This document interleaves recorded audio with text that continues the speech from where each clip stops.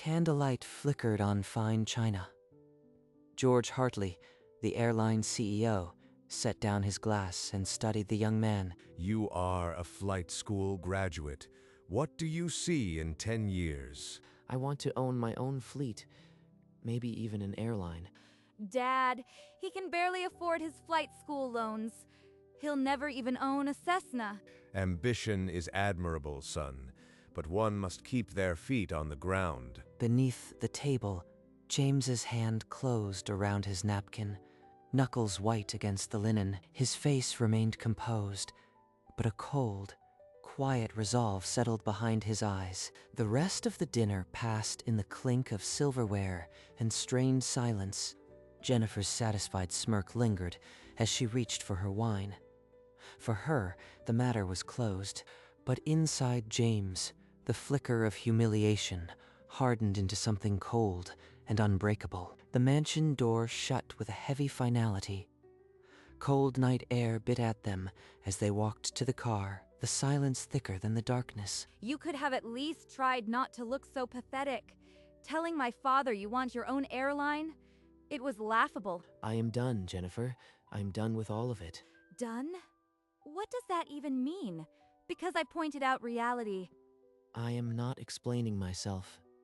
We're over. Over? You can't be serious. You'll regret this in the morning. He pulled the car to the curb, the engine idling. His eyes never left the road ahead. Get out, Jennifer. She stood frozen on the sidewalk, the door still open. When she didn't move, he leaned across and pulled it shut. Then he drove. He'll be back by dawn. Men like him don't have the spine to leave for good. The apartment was dark and still. He switched on the single lamp and pulled a duffel bag from the closet. Clothes, his logbook, an aviation manual. He packed with deliberate calm, leaving everything else behind. His hand paused over the nightstand. The gold pilot wings glinted in the lamplight. She thinks I am nothing. Good. Then there's nowhere to go but up. He slipped the wings into his pocket, zipped the bag, and took one last look at the room. In the pre-dawn chill, he carried the bag to his car. The parking lot was empty and silent. The engine turned over. Headlights swept across the asphalt as he pulled onto the empty street. Through the windshield, the sky began to bleed orange. The city skyline sank in the rearview mirror. No more looking back. He merged onto the highway and drove west. The road ahead was open and unwritten. 6 years melted into a relentless rhythm of work and study. He flew regional routes, earning hours and little else. Every landing brings me closer. I am not just a pilot. I am learning the business from the ground up. By night, he fueled a different hunger. Balance sheets, mergers, and acquisitions in a cramped rented room. She said, I couldn't own a Cessna. She never imagined I'd learn how to buy an entire fleet. He worked 3 jobs, saved every dollar, and watched the industry for cracks. His first acquisition was a bankrupt regional carrier. Then another.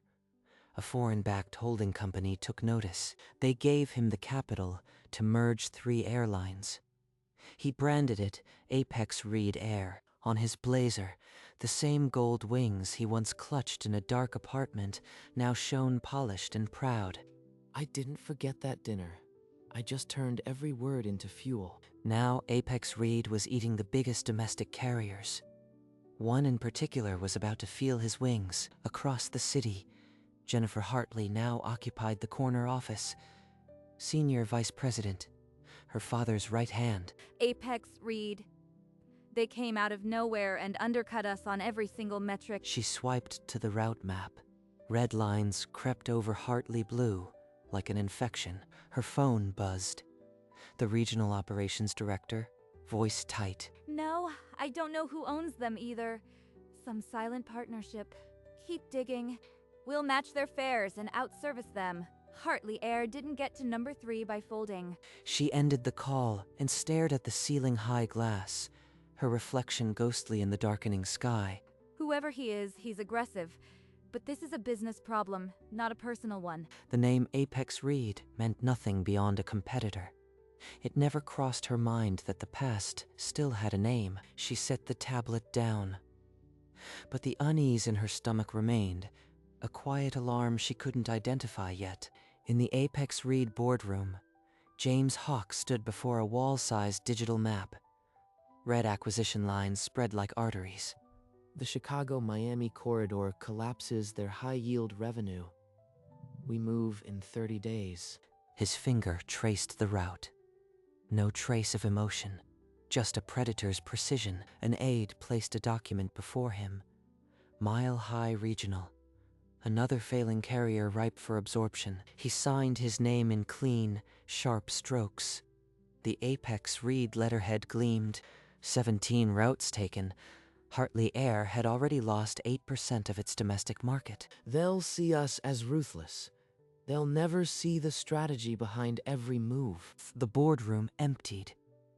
Only the hum of the screen remained. He stood alone, facing the map. The red lines pulsed against the blue.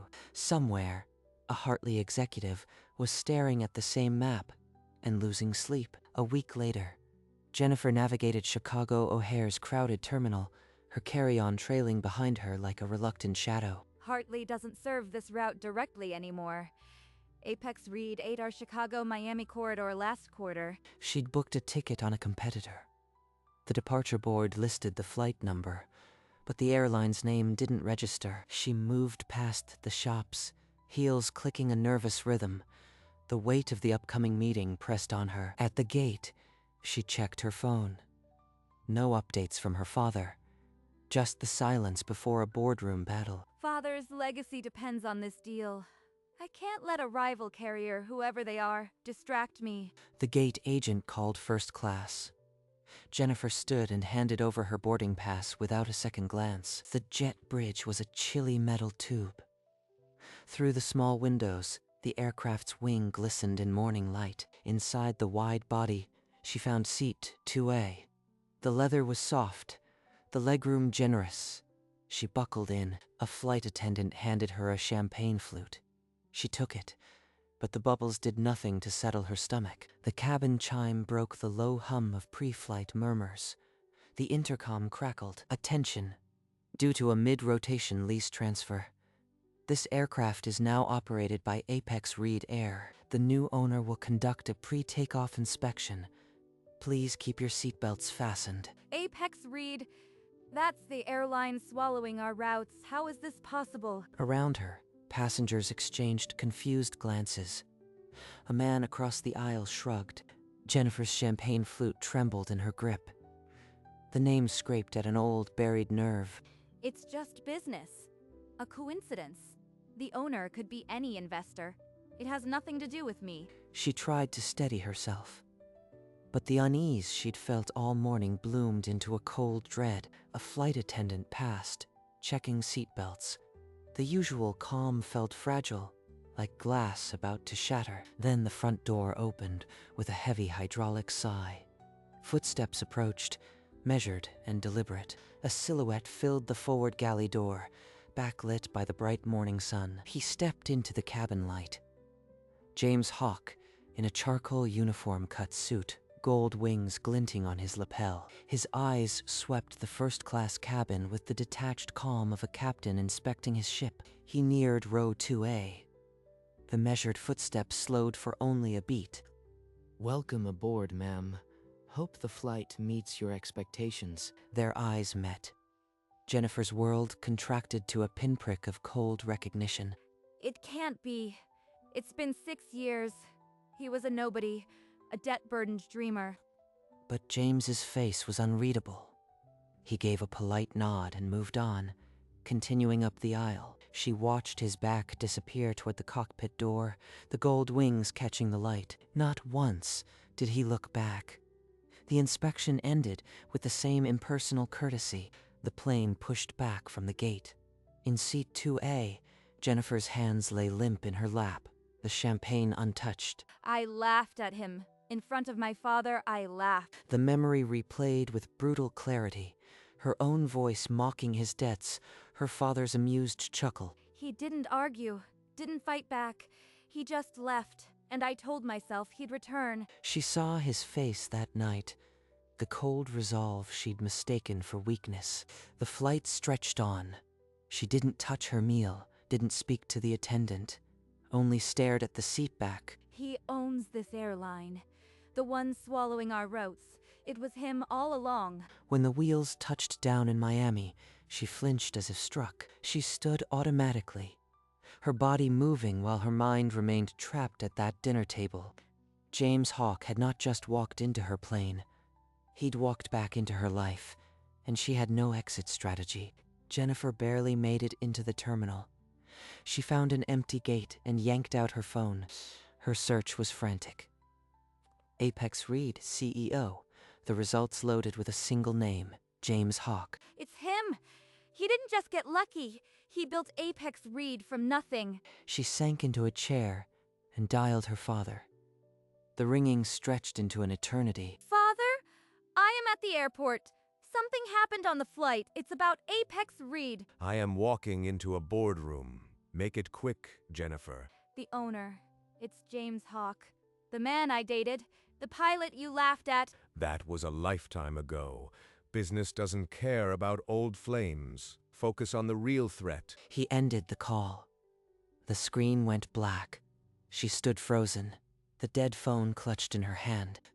Now, she was alone with the truth, and her father couldn't see the blade at his throat. The next morning, Jennifer strode into Hartley Air headquarters, the weight of the night clinging to her.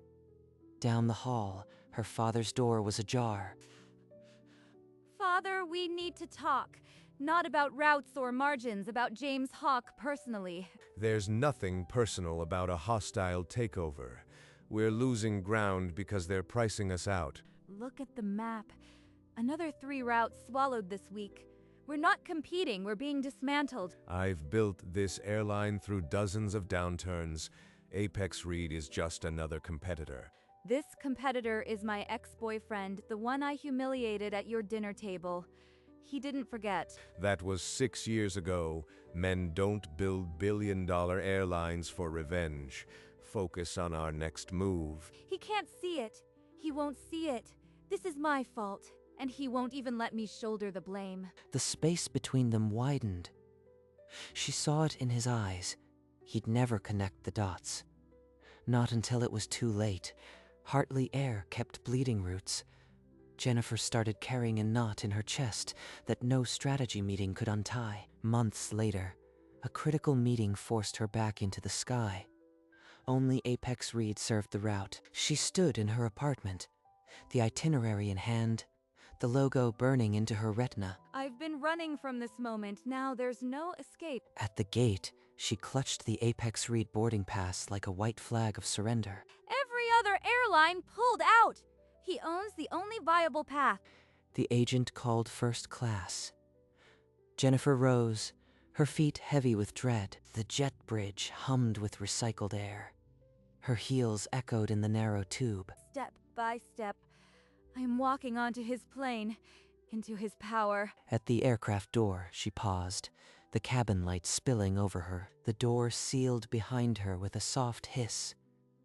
There was no turning back. She found her seat, 3A. In the center of the plush leather cushion, a cream envelope waited. Her name was handwritten beneath the Apex Reed logo.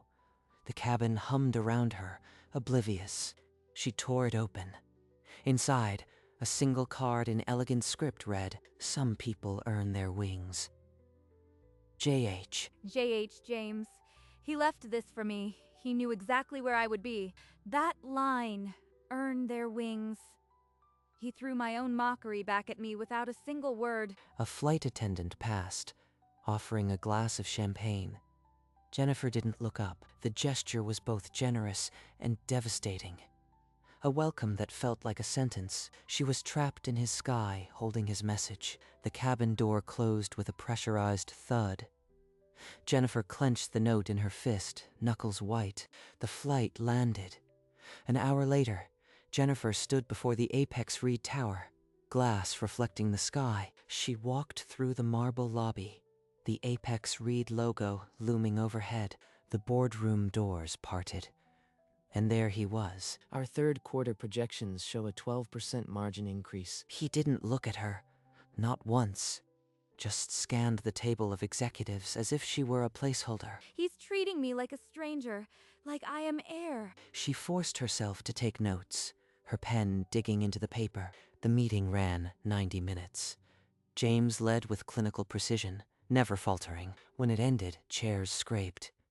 He gathered his folio and walked out without a backward glance. Jennifer remained seated, the room empty around her. The note was still in her fist. Jennifer shot to her feet and followed him into the corridor. The note crumpled in her trembling hand. Was it all to get back at me? The routes, the acquisition, was it personal revenge? Revenge would imply you mattered. You were a catalyst, nothing more. You knew exactly which routes to take. You gutted us deliberately. Market weaknesses, not vendettas. Your father ran a vulnerable operation. I exploited it. What you said at that dinner only reminded me why I had to climb. It was never about you. Jennifer stood motionless, the corridor suddenly silent. The engine of her anger had stalled. James turned and walked to his office. The glass door slid shut without a sound. Through the glass, she saw him sit at his desk and open a file. She no longer existed. She wasn't the villain of his story. She was just the wind that pushed him higher. George Hartley sat alone in his office, the blinds half drawn. Shadows like bars fell across his face. Jennifer pushed open the door and stopped. The walls were bare where awards once hung. The board is calling for a vote. We're done. This is my fault.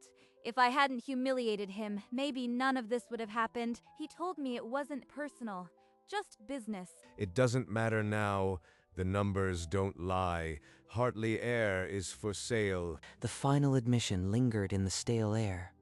No one moved. Jennifer stared at the packing boxes, each labeled with a destination she had once claimed for the airline. I'll handle the negotiations. It's the least I can do. Her father didn't object. He simply nodded. The fight drained from him. Apex Reed Air acquires majority of Hartley Air routes. Deal expected to close within days. The Hartley Air boardroom convened an emergency session. Faces were gray. George Hartley sat at the head, a ghost of the man who once dominated the industry. The acquisition is the only viable path. Apex Reed will take over 60% of our network. We have a week to finalize the terms. This is really happening. I am going to have to face him again. Jennifer, you've already established contact with their executive team. You'll represent us at the final signing. I'll do it! For the airline. The room emptied. Only Jennifer and her father remained, the silence a loud accusation. She looked at the term sheet, the Apex Reed logo embossed at the top. Her signature would erase 50 years of Hartley legacy. He said it wasn't personal, but it feels like the most personal thing in the world. She clipped her pen to the folder and stood. The next time she saw James, it would be with finality. Jennifer was escorted to James's corner office. The acquisition contract lay on the polished desk, black ink on heavy paper. Just one signature. That's all it takes to erase 50 years. Her hand trembled as she uncapped the pen. A single tear escaped her lashes, splashing onto the signature line. Do you remember what you said that night? She nodded, unable to speak. The air left her lungs. I just wanted to prove I could fly high. The pen scratched across the paper. Her signature. Their surrender. James reached for the contract, examined it, and gave a single nod. The cold finality of it landed like a stone. He never needed revenge. He just needed to be right. She pushed back the chair and stood. Everything her family built now belonged to the man she once laughed at. At the door, she paused and turned back, her voice barely above a whisper. Was any of this personal? Only the part where I believed I could. Without another word, he turned back to the documents on his desk. She was already gone. The elevator doors slid shut, sealing her reflection in polished metal. She descended through the tower, each floor a silent countdown away from everything she just handed over. He got everything, and the worst part? He didn't even take it from me. I gave it to him.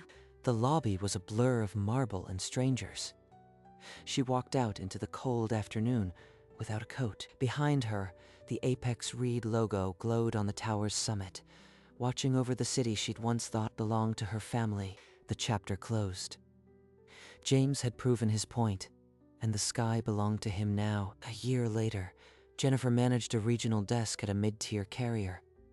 Her window overlooked a small tarmac, not a fleet. Some mornings, she still reached for the Hartley Air mug before remembering it didn't exist anymore. When she traveled for work, the airport concourses told the story. Apex Reed gates glowed blue at every terminal. She passed them without pausing. It was easier to keep her head down and her eyes forward. One afternoon she saw him, James Hawke, walking with a cluster of suits, his laugh carrying over the crowd. He didn't notice her. His gaze passed over her row of chairs without slowing. She was part of the scenery now. I gave him the sky, and he doesn't even see me beneath it. She flew Apex Reed occasionally. The seatbacks bore his logo. The announcements began with his name. The planes still climbed, indifferent to the ground below, carving white lines across the endless blue. And James Hawke flew higher than anyone had ever believed possible. In his private jet, James Hawke sat alone, the leather seat cradling him as dawn broke over the horizon. The cabin was silent, except for the soft hum of engines. Gold light spilled through the oval windows. He leaned his head back, eyes tracing the clouds outside. A faint smile touched his lips. Not pride, not triumph. Peace. Outside, the Apex Reed jet sliced through layers of pink and orange, heading into the sunrise. The contrail stretched behind, a white line over a dark, receding world. Inside, James reached up and touched the gold wings on his lapel. They caught the first full ray of sun and glinted, small and bright against the charcoal blazer. He looked out the window one more time. The sky was endless, and James Hawke flew into the light, having already proven everything he needed to prove.